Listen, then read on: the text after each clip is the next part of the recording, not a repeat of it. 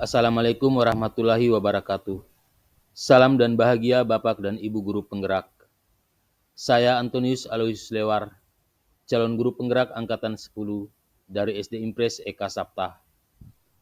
Pada video ini, saya akan menyampaikan aksi nyata modul 1.4, Diseminasi Penerapan Budaya Positif di Sekolah.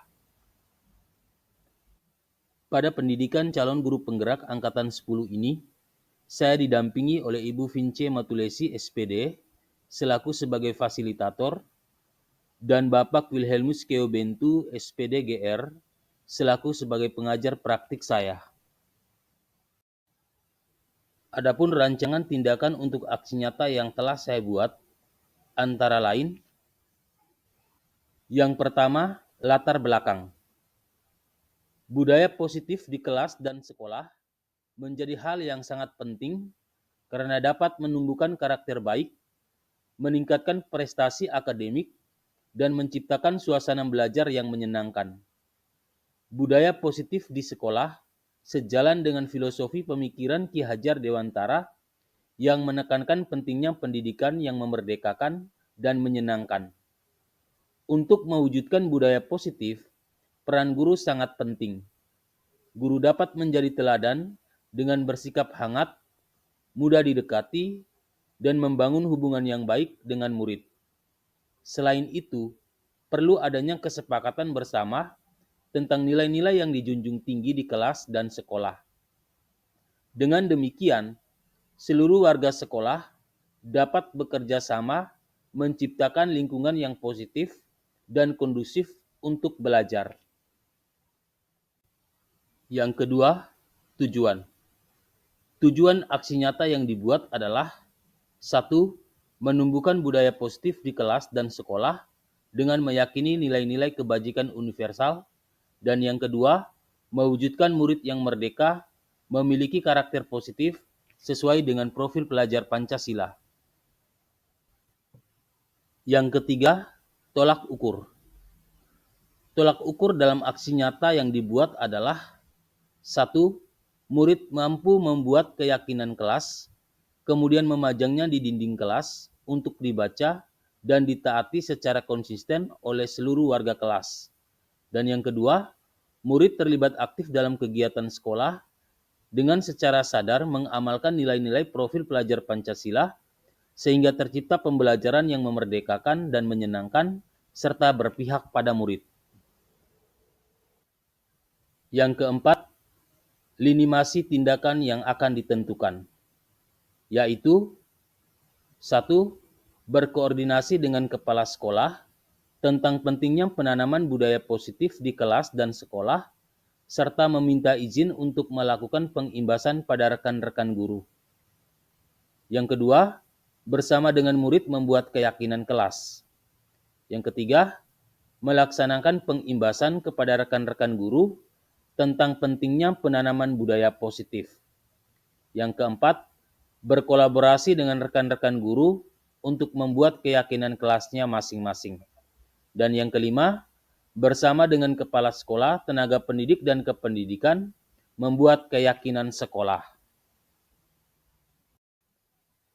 Dan yang kelima, dukungan yang dibutuhkan, yaitu: 1.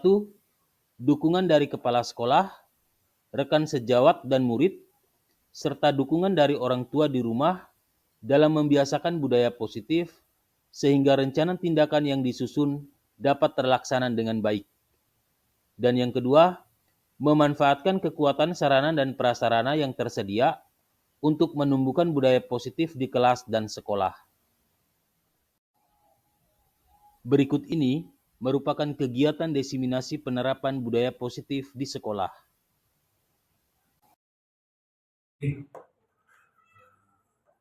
Pada kesempatan ini, izinkan saya untuk membawakan materi praktik baik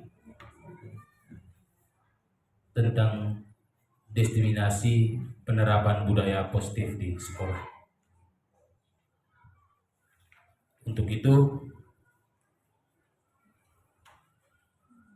pada kesempatan yang pertama ini,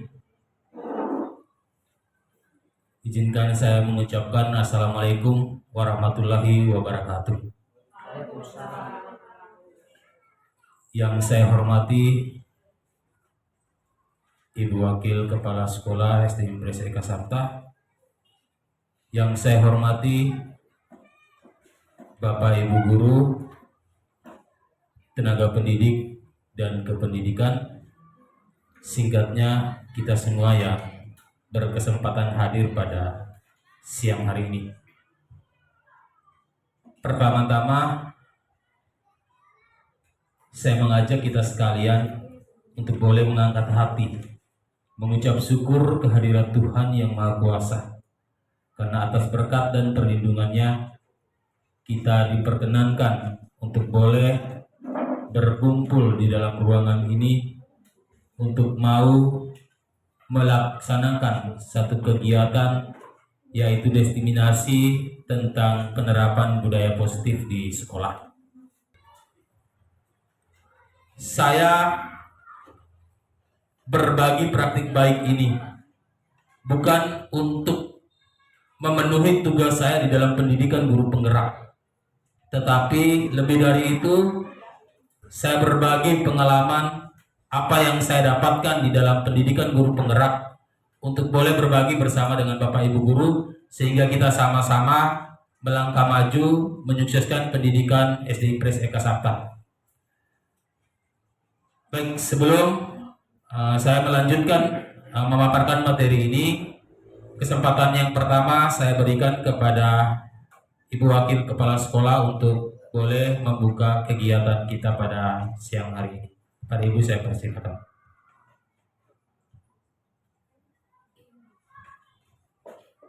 Selamat pagi untuk kita semua.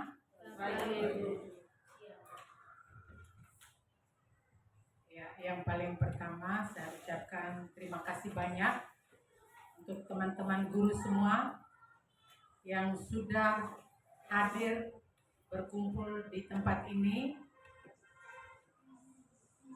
untuk mengikuti kegiatan sosialisasi tentang diseminasi penerapan budaya positif di sekolah. Ini salah satu kegiatan yang merupakan aksi nyata yang dilakukan oleh teman kita Pak Anton sebagai guru penggerak, dan kita sangat bersyukur bahwa dengan kegiatan ini berarti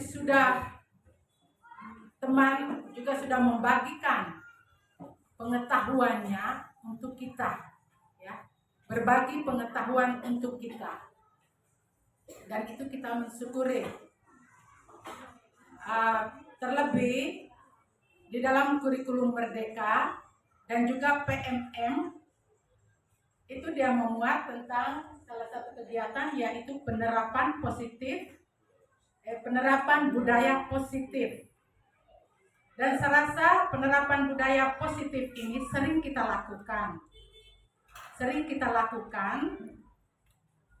selama kurikulum K13 juga kita lakukan, lalu masuk pada kurikulum Merdeka, dan sementara berjalan juga kegiatan PMM. Dan ini bagi saya secara pribadi, saya sangat bersyukur karena melalui kegiatan ini berarti kita belajar. Kita bersyukur bahwa kita mendapat pengetahuan sebagai bekal kita untuk mendidik anak, untuk diri kita sendiri sebagai guru, juga untuk kita menerapkan nilai tentang budaya positif ini terhadap anak-anak didik kita. Mengenai nilai positif, budaya positif ini, sebelum menerapkan ke anak-anak kita, yang paling penting yaitu pada diri kita sendiri, kita sebagai guru, karena guru adalah panutan. Guru adalah ya guru murid meniru semua perilaku dari guru. Apa yang kita lakukan? Oleh karena itu, maka sebelum itu kita terlebih pada kita guru itu kita lebih bersiap diri bahwa kita tampilkan budaya positif itu sehingga siswa-siswa kita, anak didik kita juga akan mengikuti apa yang disampaikan oleh Bapak Ibu guru. Jadi sekali lagi, budaya positif ini yang paling pertama diterapkan adalah pada kita, diri kita sendiri terlebih dahulu. Sehingga ini ya, sebagai pribadi saya, memang saya juga baru pengalaman ini, sehingga ini merupakan pengetahuan baru bagi saya dan juga mungkin bagi teman-teman yang selama ini sudah kurikulum Merdeka berjalan beberapa tahun ini, mungkin kalian lebih dulu mengetahuinya. Sedangkan saya secara pribadi itu saya baru kali ini. Jadi kurikulum Merdeka itu merupakan tantangan satu juga bagi kami untuk memasuki kurikulum Merdeka bagi guru kelas 3 dengan kelas 6. Sedangkan teman-teman lain sudah, dan ini pengetahuan nyata yang aksi nyata yang dilakukan pada pagi hari ini. Dan kehadiran kita di tempat ini juga merupakan dukungan bagi teman kita, Pak Anton sebagai guru penggerak. Dan giliran teman-teman lain akan menyusul, moga-moga akan menyusul sehingga ini semua yang dilakukan pada hari ini oleh Pak Anton itu sebagai pembelajaran untuk kita semua. Hanya sekian penyampaian dari saya. Sebelumnya saya aturkan limpah terima kasih.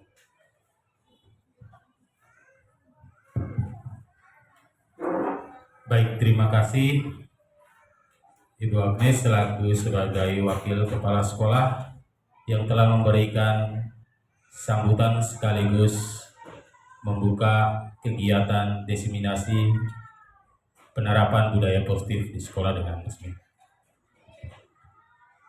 Baik Bapak Ibu, selanjutnya saya akan memaparkan materi diseminasi tentang penerapan budaya positif di sekolah. Ada beberapa topik yang akan saya bawakan, yaitu yang pertama disiplin positif dan nilai-nilai kebajikan universal. Yang kedua, teori motivasi, hukuman, dan penghargaan restitusi. Dan yang ketiga, tentang keyakinan kelas. Yang keempat, kebutuhan dasar manusia. Dan yang kelima, restitusi 5 posisi kontrol. Dan yang keenam, segitiga restitusi. Jadi ini adalah topik yang akan saya bawakan pada siang hari ini. Baik Bapak Ibu, sebelum kita masuk ke materinya, kita sedikit ice breaking untuk merilekskan pikiran kita yang sejak dari tadi kita sudah capek, ya. Mungkin kita sedikit rileks dengan ice breaking ini. Maka dari itu saya minta kesediaan Bapak Ibu untuk boleh mengambil tempat di depan. Mungkin berbentuk lingkaran sedikit membentuk lingkaran.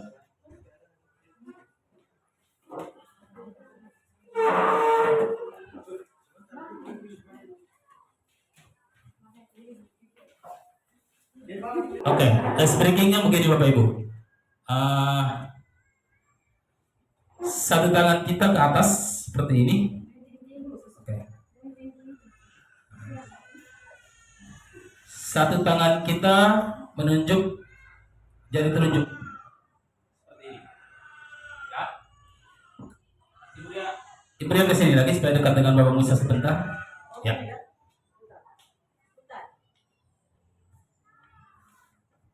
Oke. Dekat lagi. Oke. Baik. Perintahnya begini Bapak Ibu, ketika Bapak Ibu akan mendengarkan kata Eli, ya, ketika Bapak Ibu mendengarkan kata Eli, Bapak Ibu harus menangkap jari telunjuknya teman di sebelahnya. Ya, teman yang di sebelahnya siap menghindar. Ya, bisa ya Bapak Ibu ya? Bisa? Oke. Baik.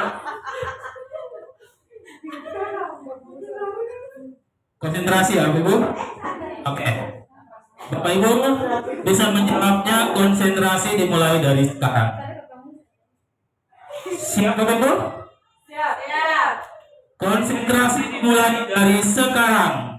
Konsentrasi dimulai dari sekarang. Di suatu daerah hiduplah sepasang suami istri. Mereka hidup dengan sangat bahagia. Mereka dikaruniai 4 orang anak. Anak yang pertama bernama Ella. Anak yang kedua bernama Eti.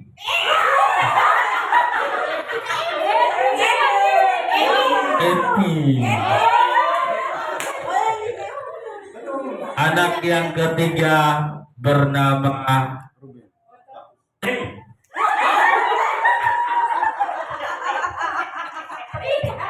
Oke, baik Bapak Ibu, terima kasih. Silakan duduk.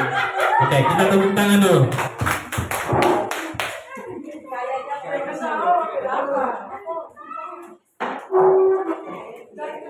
Oke, baik Bapak Ibu. Materi yang pertama itu berkaitan dengan disiplin positif dan nilai kebajikan universal. Nah, yang pertama kita lihat disiplin positif. Disiplin itu berasal dari kata disiplin yang berarti belajar. Ya. Disiplin itu mengacu pada diri yang memiliki tanggung jawab terhadap apa yang dilakukan berdasarkan nilai-nilai yang diyakini. Disiplin positif itu merupakan salah satu cara penerapan disiplin yang bertujuan untuk menumbuhkan kesadaran serta memperdayakan murid tanpa hukuman dan penghargaan. Jadi sebagai guru, tujuan kita adalah menciptakan murid yang memiliki disiplin diri sehingga mereka bisa berperilaku dengan mengacu pada nilai-nilai kebajikan universal dan memotivasi dan motivasi intrinsik. Motivasi intrinsik itu motivasi dalam diri, ya, dari dalam diri anak itu sendiri, tanpa kita guru yang mengarahkan mereka. Tapi mereka menemukan sendiri kesalahan mereka, kemudian memperbaiki kesalahan mereka, menemukan kesalahan mereka, kemudian memperbaiki kesalahan mereka itu sendiri. Baik, Bapak Ibu. Jadi nilai-nilai kebajikan itu adalah sifat-sifat positif dari manusia yang merupakan tujuan mulia yang ingin dicapai oleh setiap individu. Dr. William itu dia menyatakan bahwa setiap perbuatan itu memiliki tujuan. Kemudian Diane Gosen itu dia mengungkapkan bahwa dengan mengaitkan nilai-nilai kebajikan universal yang diyakini seseorang, maka motivasi intrinsiknya akan terbangun sehingga menggerakkan motivasi dari dalam untuk mencapai tujuan yang mulia yang diinginkan.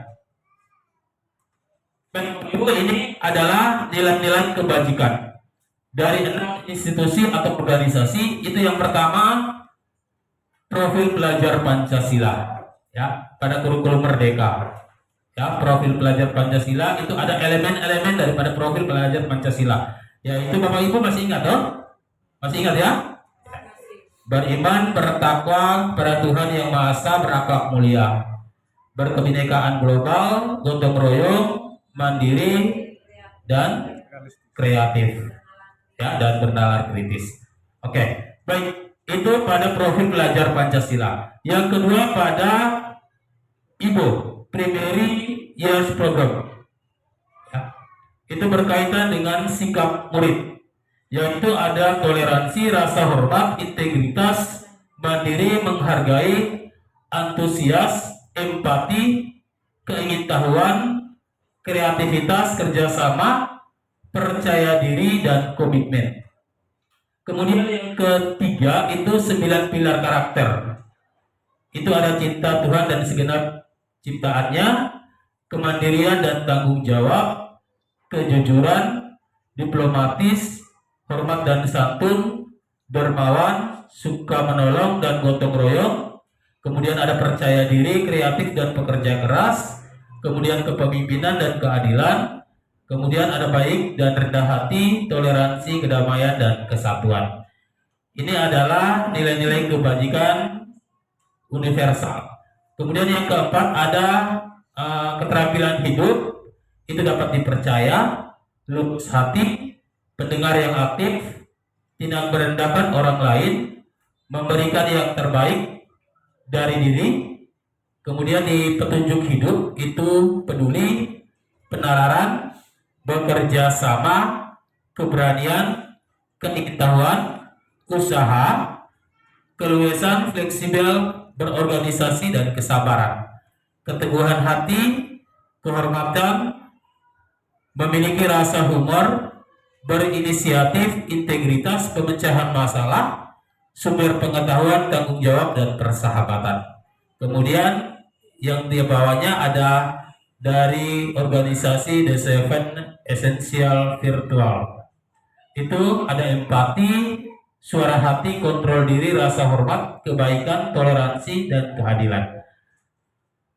Baik, Bapak Ibu, nilai-nilai kebajikan universal ini adalah harus diyakini, harus kita yakini di dalam diri kita sebagai guru maupun anak-anak kita. Baik, kemudian yang berikut ada teori motivasi, hukuman, dan penghargaan restitusi. Tentu nilai-nilai kebajikan universal yang sudah dipaparkan tadi tentu akan berkaitan, akan berhubungan dengan teori motivasi, hukum, dan penghargaan atau restitusi. Nah, kita lihat dulu berkaitan dengan restitusi. Restitusi itu adalah proses menciptakan kondisi bagi murid untuk memperbaiki kesalahan mereka, sehingga mereka bisa kembali pada kelompok mereka dengan karakter yang lebih kuat. Restitusi juga merupakan proses kolaboratif yang mengajarkan murid untuk mencari solusi untuk masalah mereka dan membantu murid berpikir tentang orang seperti apa yang mereka inginkan dan bagaimana mereka harus memperlakukan orang lain. Hukuman itu bersifat satu arah dari pihak guru yang memberikan, dan murid hanya menerima satu hukuman tanpa melalui suatu kesepakatan atau penghargaan dari pihak guru, baik sebelum atau sesudahnya. Hukuman yang diberikan bisa berupa fisik maupun psikis.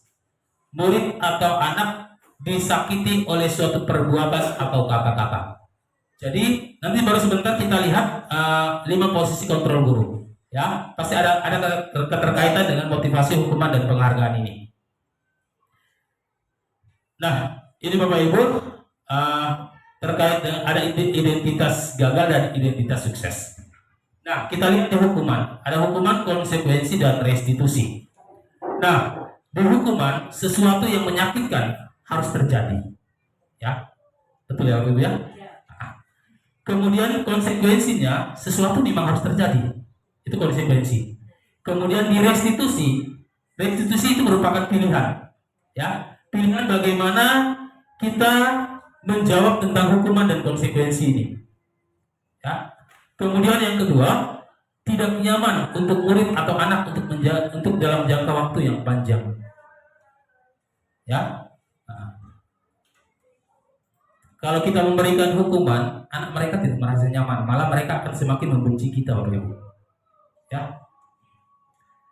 Kemudian konsekuensinya tidak nyaman untuk murid untuk jangka waktu yang pendek. Kemudian direstitusi menguatkan untuk murid atau anak dalam jangka waktu yang panjang. Ya. Kemudian yang berikut di hukuman korban mendapat keadilan. Betul ya Bapak Ibu ya. Kalau misalnya ada dua orang yang berkelahi, satu yang menjadi korban, korban itu yang selalu mendapatkan keadilan. Ya. Sedangkan pembuat masalah pasti mendapat hukuman. Betul ya? Oke. Baik, kemudian korban bisa diabaikan kalau di konsekuensi. Restitusinya korban mendapatkan ganti rugi. Ya. Kemudian hukuman murid atau anak akan tersakiti. Konsekuensinya murid atau anak dibuat tidak nyaman. Kemudian restitusi murid atau anak mendapatkan penguatan. Ya, nanti baru kita lihat di restitusi ini seperti apa. Oke. Kemudian perilaku pasif agresif meningkat. Kemudian konsekuensinya penguatan hanya bertahan dalam jangka waktu pendek. Restitusi itu kita dapat memecahkan sebuah masalah yang dihadapi oleh seseorang. Kemudian yang berikut, sistem tidak akan berjalan bila murid tidak takut. Kemudian konsekuensi memerlukan monitoring dan supervisi terus-menerus dari guru. Kemudian restitusi, murid belajar bertanggung jawab untuk perilakunya sendiri. Baik, materi yang berikut berkaitan dengan keyakinan kelas. Nah, pertanyaan pemantik di sini, mengapa kita memiliki peraturan tentang penggunaan helm pada saat mengendarai kendaraan roda 2 atau motor? Silakan. Siapa yang bisa? Iya. Baik, terima kasih atas kesempatan yang diberikan. Jawaban saya, mengapa kita memiliki peraturan tentang penggunaan helm pada saat mengendarai kendaraan roda 2 atau motor? Dari jawaban saya, kita memakai helm karena untuk melindungi atau mengurangi kita dari kecelakaan. Hanya itu saja, terima kasih. Oke. Menurut Pak John, kita memakai helm untuk menghindar kecelakaan. Begitu ya? Oke. Mungkin ada yang lain lagi? Ibu Erlin?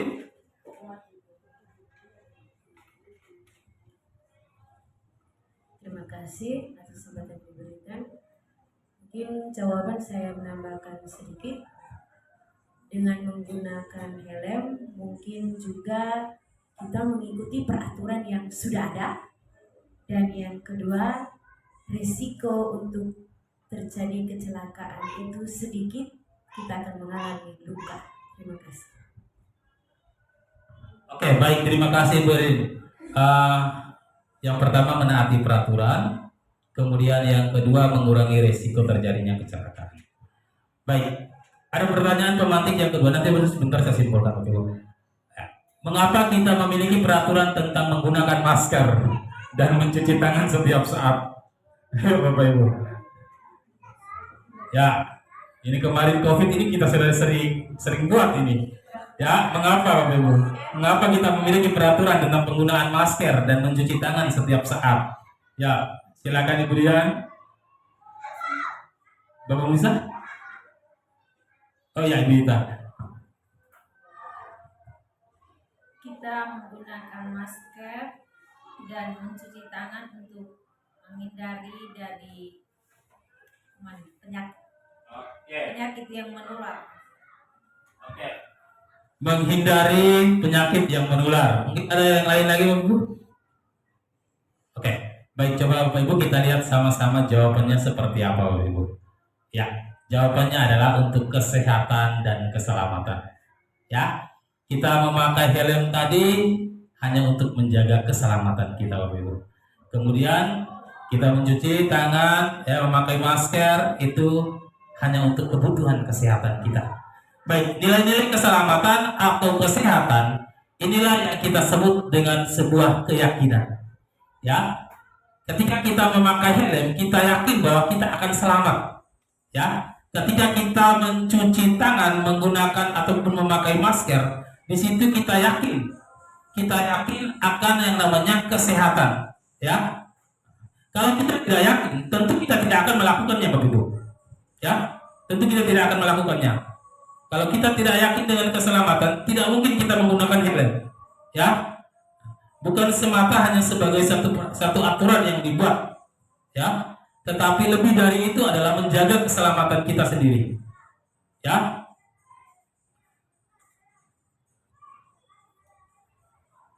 Nah, apa itu keyakinan? Ada yang bisa?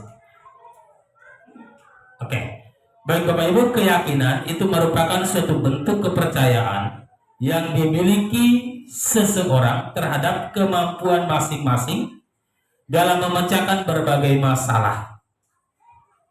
Nah, jadi menurut dosen, suatu keyakinan akan lebih memotivasi seseorang dari dalam atau intrinsik. Seseorang akan lebih tergerak dalam dan bersemangat untuk menjalankan keyakinan daripada mengikuti serangkaian peraturan. Ini pengertian dari keyakinan. Kemudian, apa perbedaan keyakinan dengan peraturan? Mungkin ada yang bisa? Perbedaan antara keyakinan dan peraturan. Ya, Ibu ya? Terima kasih atas kesempatan yang diberikan. Menurut pendapat saya, keyakinan itu kepercayaan dalam diri, sedangkan peraturan itu maksudnya keyakinan itu tidak tertulis dan peraturan itu tertulis. Baik, menurut Ibu Ria, kalau keyakinan itu tidak tertulis, kalau peraturan itu tertulis. Baik Bapak Ibu, kita lihat peraturan itu adalah tatanan, sedangkan keyakinan itu adalah kepercayaan diri yang sungguh-sungguh. Kemudian peraturan itu berasal dari luar, ekstrinsik, sedangkan keyakinan itu berasal dari dalam diri kita, intrinsik.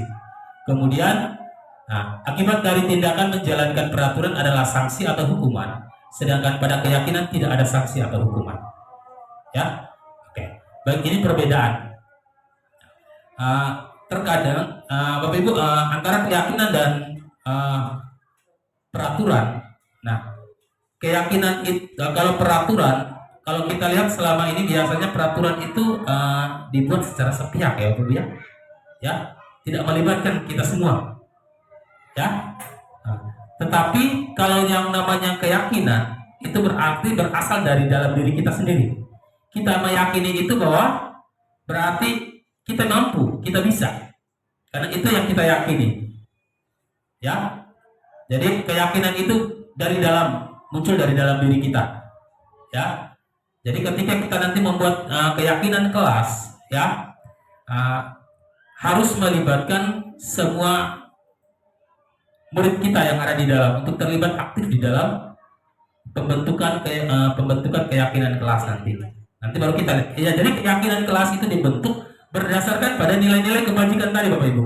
Ya, nanti baru sebentar. Nanti ada contoh.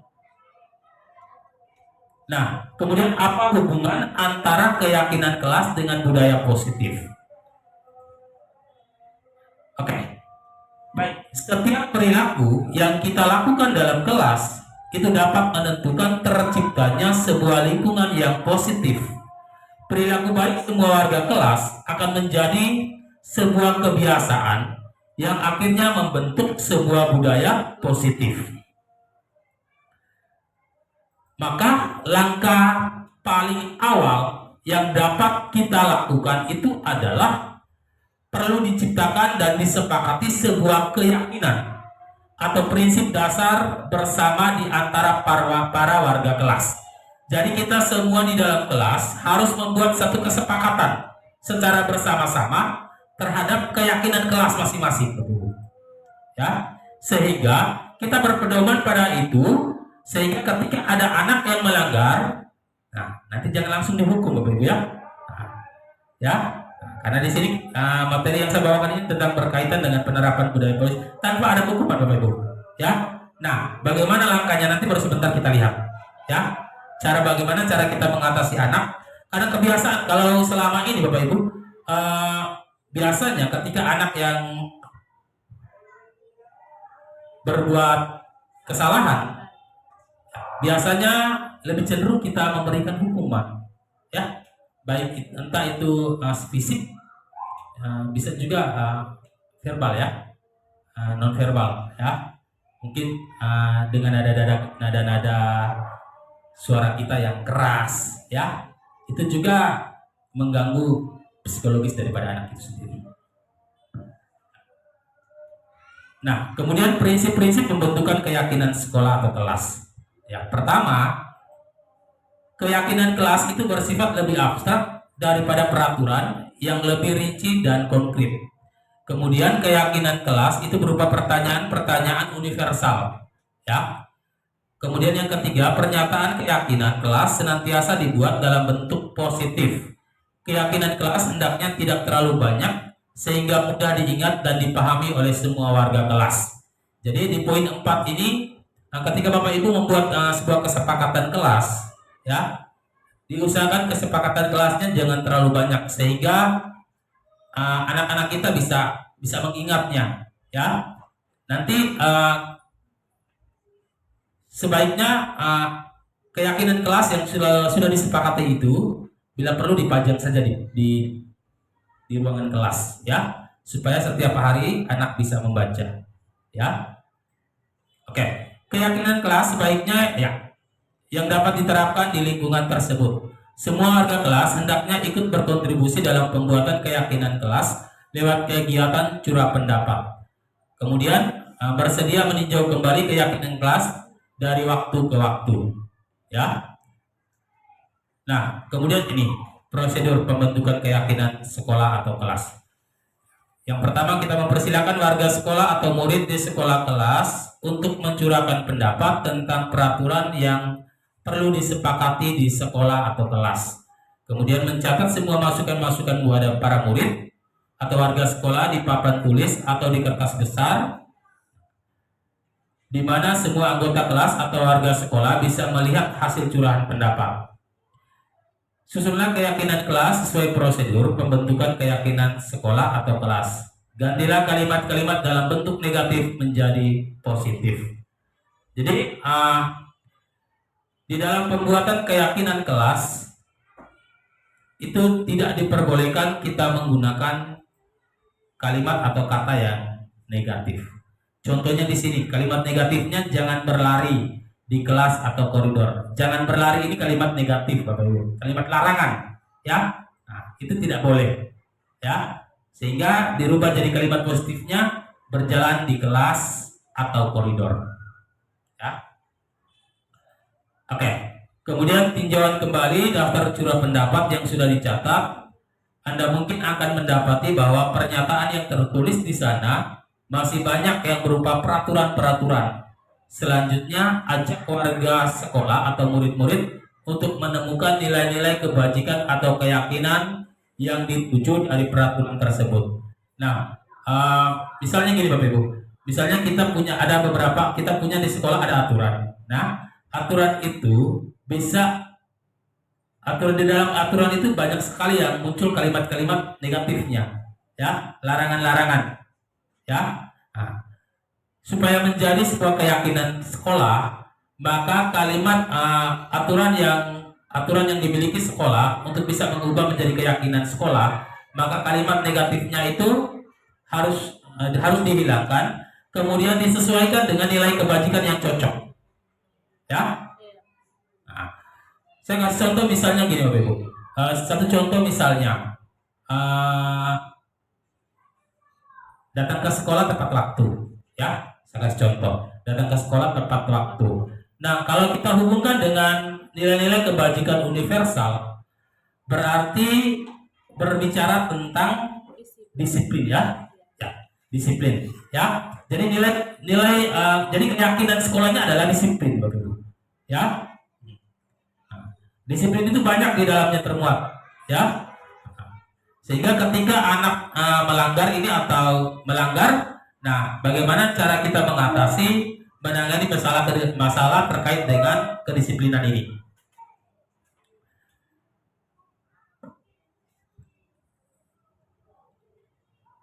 Baik, jadi selanjutnya ajak warga sekolah atau murid-murid untuk menemukan nilai-nilai kebajikan atau keyakinan dituju dari peraturannya. Contohnya, berjalan di kelas, dengarkan guru, datang tepat waktu, berada di bawah satu payung, yaitu keyakinan untuk saling menghormati atau nilai kebajikannya itu hormat. Ya, keyakinan inilah yang dimasukkan dalam daftar untuk disepakati. Ya, kegiatan ini juga merupakan pendalaman pemahaman bentuk peraturan ke keyakinan sekolah. Jadi kita bisa mengubah, ya. Jadi peraturan yang kita sudah ada di sekolah bisa kita mengubahnya menjadi sebuah keyakinan sekolah. Nah, kemudian prosedur yang kelima, tinjau ulang kembali secara bersama-sama. Seharusnya setelah beberapa peraturan telah disatukan menjadi beberapa keyakinan, maka jumlah butiran pernyataan keyakinan akan berkurang. Sebaiknya keyakinan sekolah atau kelas tidak terlalu banyak. Bisa berkisar antara 3 sampai 7 prinsip keyakinan. Jadi jangan terlalu banyak-banyak supaya murid kita bisa mengingatnya. Oke. Nah, langkah yang keenam, setelah keyakinan sekolah atau kelas selesai dibuat, maka semua warga dipersilakan meninjau ulang dan menyetujui dengan menandatangani keyakinan sekolah atau kelas tersebut, termasuk guru dan semua murid. Jadi nanti keyakinan kelas telah disepakati secara bersama-sama, bagian di bawahnya itu ditandatangani oleh perwakilan satu orang siswa dan satu orang dan guru wali kelas. Ya, nah, kalau mau lebih bagusnya, lebih lengkapnya lagi, perwakilan dari orang tua. Ya, sebagai sah. Ya, supaya orang tua juga tahu bahwa di kelas anaknya itu ada keyakinan kelas. Ya, sehingga di rumah mereka bisa mengajarkan kepada anak-anak mereka tentang keyakinan, ya, tentang menghargai itu seperti apa, kemudian disiplin itu seperti apa, kemudian tanggung jawab itu misalnya melaksanakan piket, ya. Nah, kemudian yang ketujuh, keyakinan sekolah atau kelas selanjutnya bisa diletakkan di dinding kelas, di tempat yang mudah dilihat oleh semua warga kelas, ya. Nah, ini contoh keyakinan kelas saya buat Bapak Ibu. Ya. Langkah yang paling pertama sebelum kita membuat keyakinan kelas, kita harus menjelaskan kepada murid dulu tentang nilai-nilai kebajikan universal itu seperti apa saja. Sehingga ketika sebentar mereka menuliskan satu keyakinan, mereka sudah tahu. Sehingga kalaupun ada kekeliruan, misalnya ketika anak mereka menuliskan, nah di situ muncul kalimat negatifnya. Nah, kalimat negatifnya ini tinggal Bapak Ibu kita sama-sama dengan murid untuk mencoba mengarahkan murid supaya bisa menemukan yang positifnya itu seperti apa. Jangan langsung kita yang menunjuk. Ya, usahakan murid bisa menemukan sendiri. Ya, tinggal mereka mengubah kalimat negatifnya ini menjadi positif. Ya, oke. Nah, setelah itu Bapak Ibu bisa membentuk. Kalau saya punya ini kemarin, saya tidak bentuk kelompok Bapak Ibu. Saya langsung membagikan stick note-nya, kemudian anak mereka menuliskan masing-masing satu keyakinan mereka yakini. Kemudian saya tempelkan. Nah, kemudian kami bahas satu persatu. Ya. Dari sekian banyak mungkin ada yang sama. Ya, ada yang sama. Sehingga dari hasil itu ada 5 keyakinan kelas yang kami sepakati. Yaitu yang pertama itu berkaitan dengan religius. Ya. Kemudian yang kedua disiplin, yang ketiga toleransi, yang keempat peduli terhadap lingkungan, dan yang kelima bertanggung jawab. Nah, baik Bapak Ibu, jadi ini contoh keyakinan kelas yang lain. Nah, contoh keyakinan kelas 1, setiap anggota kelas perlu belajar, setiap anggota kelas perlu senang. Ya, ini kelas 1 ya. Kalau kelas 1 itu cenderungnya lebih banyak bermain ya Bapak Ibu ya. Jadi kita bisa memberikan kesempatan kepada mereka untuk bermain. Nanti baru sebentar kita lihat ada materinya. Nah, kemudian setiap anggota kelas perlu saling menghargai. Setiap anggota kelas perlu merasa aman.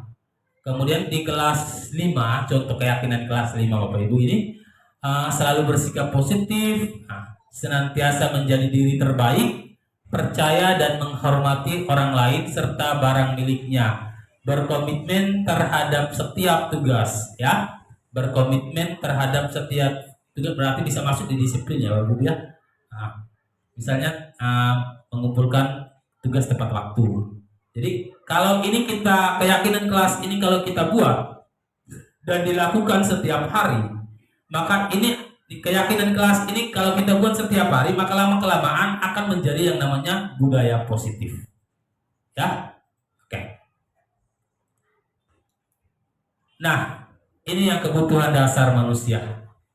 Jadi kalau kita buat keyakinan kelas, harus kita tahu dulu kebutuhan dasar manusia itu seperti apa. Ada 5 kebutuhan dasar manusia. Yang pertama bertahan hidup, yang kedua kasih sayang dan rasa diterima, yang ketiga penguasaan, yang keempat kebebasan, dan yang kelima kesenangan.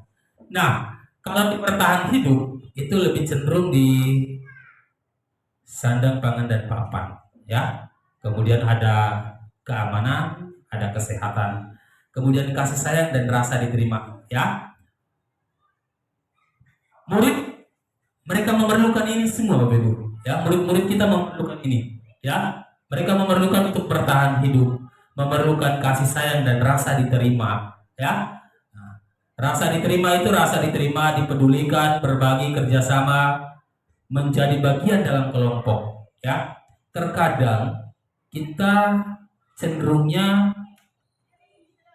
ketika di dalam kelas kita, ketika ada anak yang lebih dominan, lebih boleh dikatakan lebih cerdas, ya, biasanya kita selalu memberikan kepercayaan itu kepada mereka, ya, tanpa kita memberikan kesempatan kepada murid-murid yang lain. Jadi kita harus bisa mengidentifikasi ya Bapak Ibu, mengidentifikasi kebutuhan anak-anak kita di dalam kelas kita, ya. Kemudian penguasaan, harga diri, memimpin, ya, berprestasi, diakui, ya. Murid-murid kita pengennya mereka diakui Bapak Ibu, ya. Karena nanti mereka ketika mereka berbuat kesalahan itu sejatinya adalah mereka mau mencari perhatian Bapak Ibu, ya. Kemudian kebebasan, mandiri, mencoba hal baru, ya. Kalau mencoba hal baru ini Bapak Ibu, dan kesenangan, ya, bermain, mencari kesenangan, tertawa, kita beri kesempatan kepada murid-murid kita untuk mengembangkan mereka punya bakat dan minat, ya. Jangan tahan, ya. Karena di situ mereka selalu mencoba hal-hal baru Bapak Ibu, ya. Dan kita seharusnya tidak mengeluarkan kata jangan. Kalau jangan terus, kapan anak bisa memulainya? Kalau kita melarangnya terus, ya.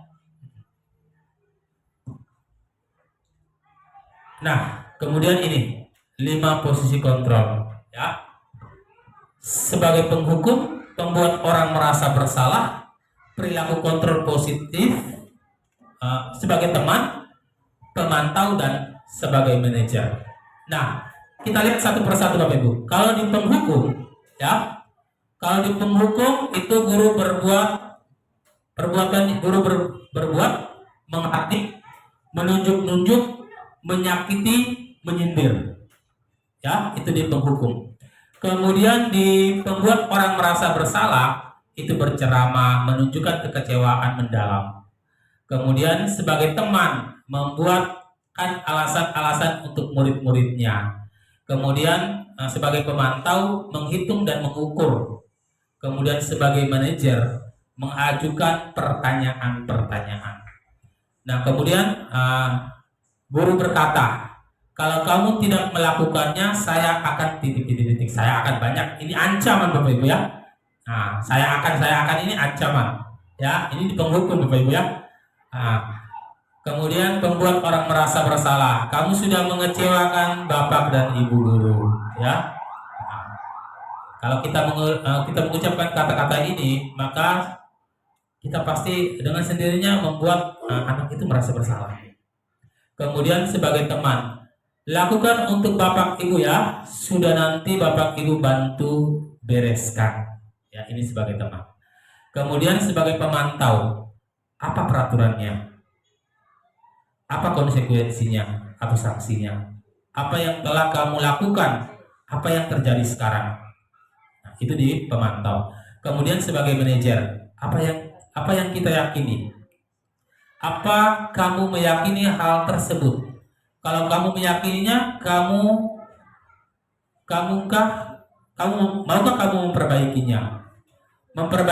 Jadi kira-kira hal tersebut akan menggambarkan apa tentang dirimu.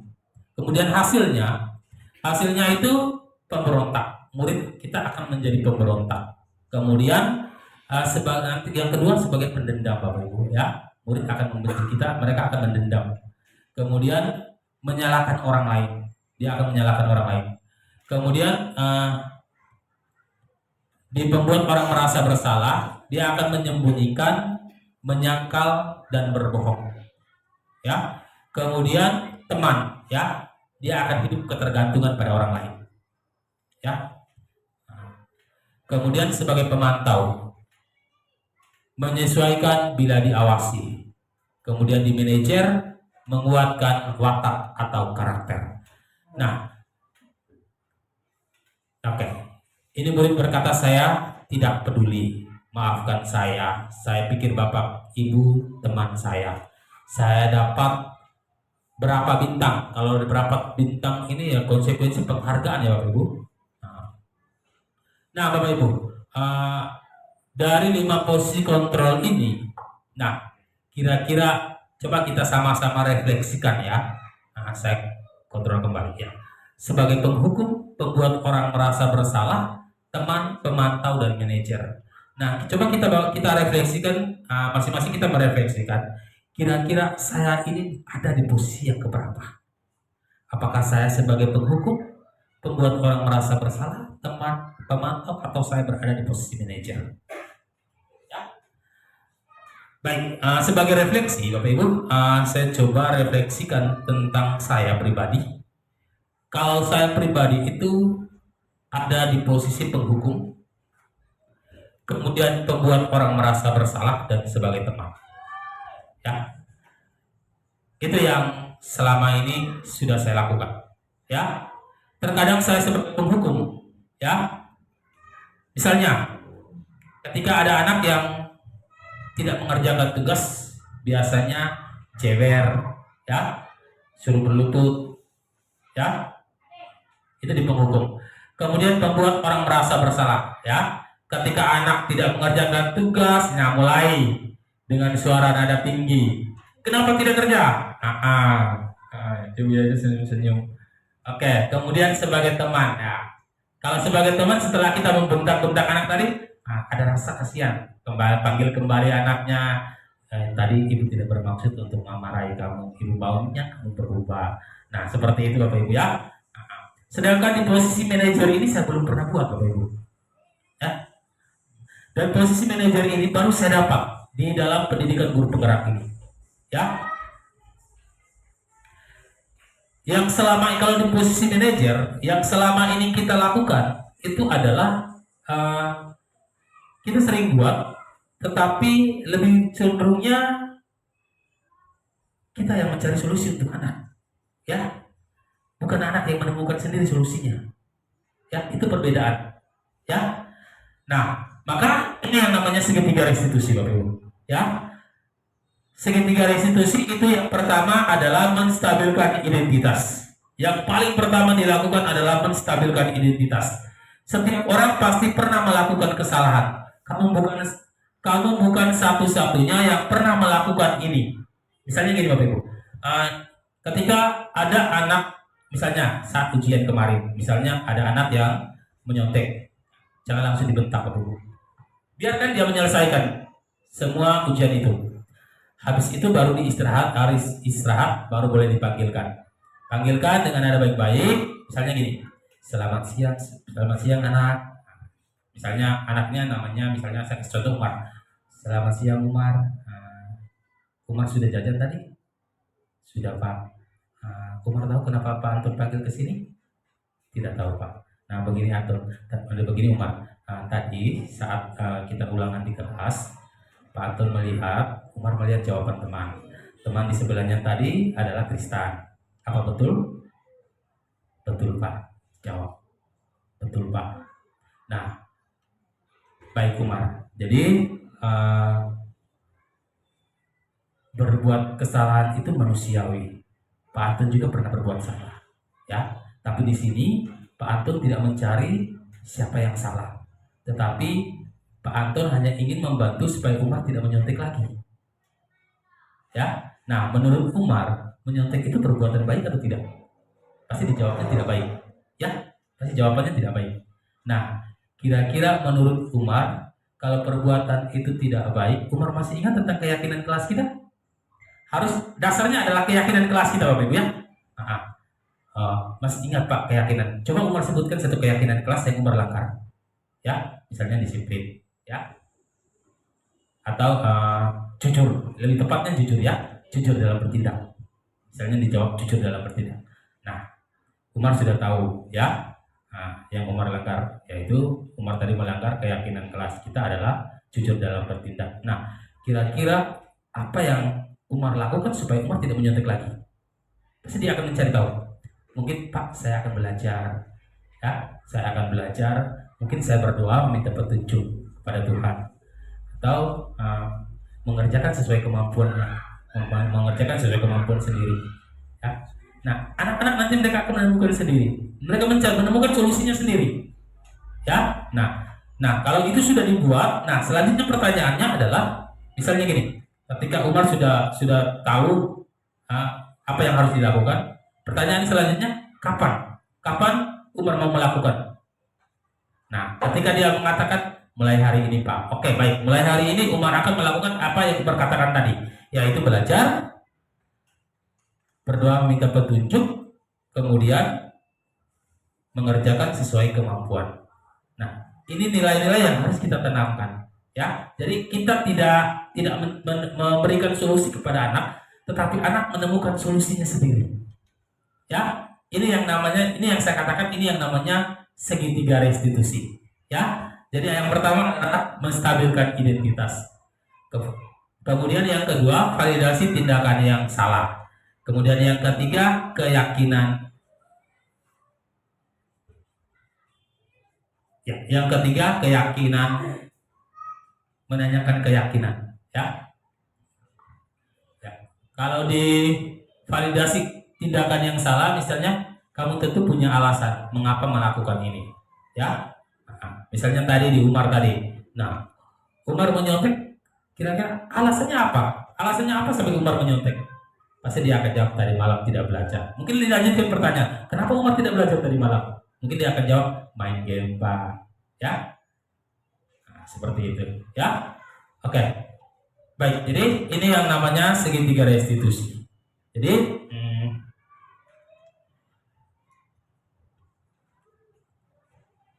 nah, ini sudah saya jelaskan tadi terkait dengan menstabilkan identitas, ya. Bagian dasar dari segitiga bertujuan untuk mengubah identitas anak dari orang yang gagal karena melakukan kesalahan menjadi orang yang sukses. Ya, anak yang melanggar peraturan karena sedang mencari perhatian adalah anak yang sedang mengalami kegagalan. Ya, dia mencoba untuk memenuhi kebutuhan dasarnya, namun ada benturan. Kalau kita mengkritik dia, maka kita akan tetap membuatnya dalam posisi gagal. Kalau kita ingin ia menjadi reflektif, maka kita harus meyakinkan si anak dengan cara mengatakan kalimat-kalimat seperti ini, Bapak Ibu.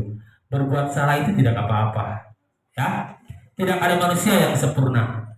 Saya juga pernah melakukan kesalahan seperti itu. Kita bisa menyelesaikan masalah ini. Bapak atau Ibu tidak tertarik untuk mencari siapa yang salah, tapi Bapak ingin mencari solusi dari permasalahan tadi. Ya. Kemudian, kamu berhak merasa begitu. Apa kamu sudah menjadi teman yang baik buat dirimu sendiri? Nah, ini jawaban-jawaban yang ini adalah kalimat-kalimat pertanyaan yang bisa kita tanyakan kepada si anak. Nah, setelah itu baru kita lanjutkan di validasi tindakan yang salah. Nah, langkah selanjutnya di validasi tindakan yang salah. Kalau menurut teori kontrol, semua tindakan manusia baik atau buruk pasti memiliki maksud dan tujuan tertentu. Seorang guru yang memahami teori kontrol pasti akan mengubah pandangannya dari teori stimulus respon ke cara berpikir proaktif yang mengenali tujuan dari setiap tindakan. Kita mungkin tidak suka sikap seorang anak yang terus-menerus merengek. Tapi bila sikap itu mendapat perhatian kita, maka itu telah memenuhi kebutuhan anak tersebut. Kalimat-kalimat di bawah ini yang mungkin terdengar asing buat Bapak Ibu guru, namun bila dikatakan dengan nada tanpa menghakimi, akan memvalidasi kebutuhan mereka. Nah, seperti ini Bapak Ibu kalimatnya, pertanyaannya. Padahal kamu bisa melakukan yang lebih buruk dari ini. Ya, misalnya anak yang berkelahi. Ya, mereka berkelahi. Nah, bisa kita katakan ini. Padahal kamu bisa melakukan yang lebih buruk lagi. Ya. Mungkin melebihi dari tindakan mereka, tapi anaknya masih tahan. Ya, kamu pasti punya alasan mengapa melakukan hal itu. Tanya dulu, alasannya apa sampai mereka berkelahi ini. Kemudian kamu patut bangga pada dirimu sendiri karena kamu telah melindungi sesuatu yang penting buatmu. Ya, dia melindungi diri sendiri. Kamu boleh mempertahankan sikap itu, tapi kamu harus menambahkan sikap yang baru. Ya. Nah, sikap yang baru itu kembali kita mengingatkan tentang keyakinan kelas. Apa yang dia langgar, apa yang perlu diperbaiki. Ya, oke.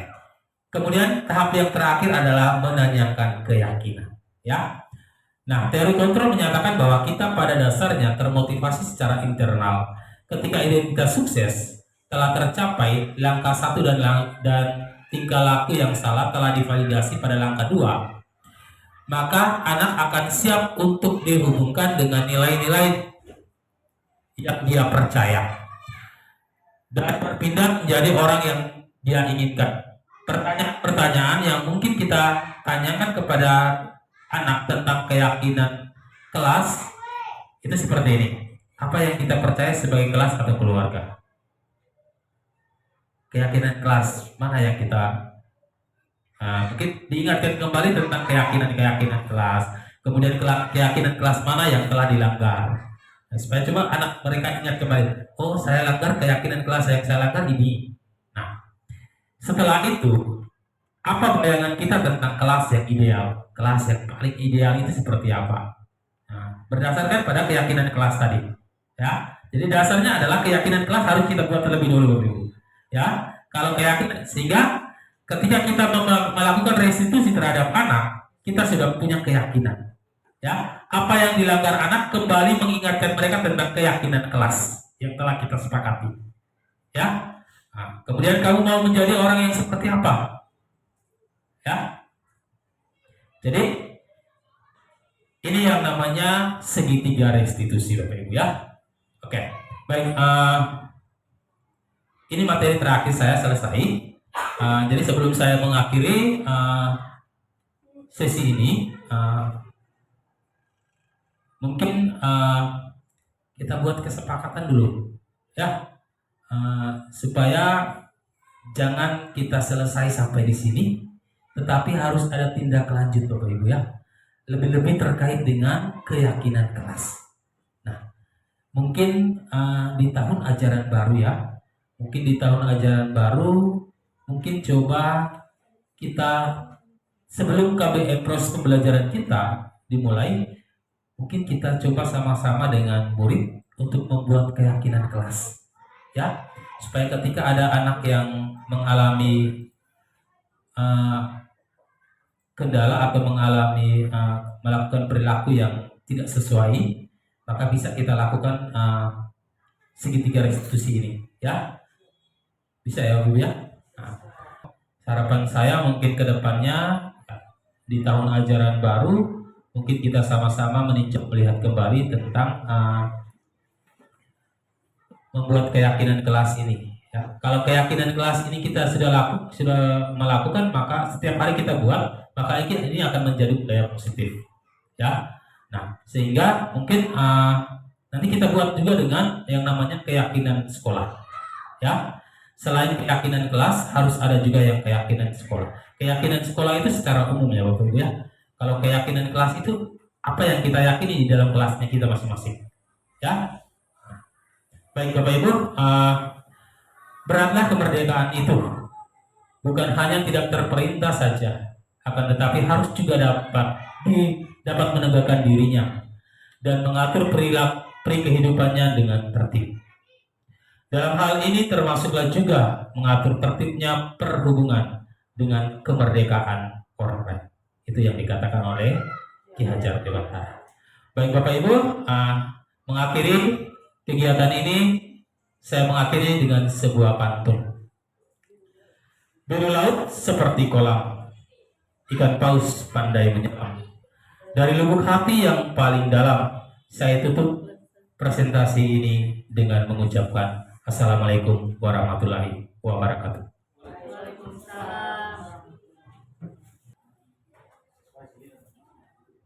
Baik Bapak Ibu Guru, teman-teman semuanya,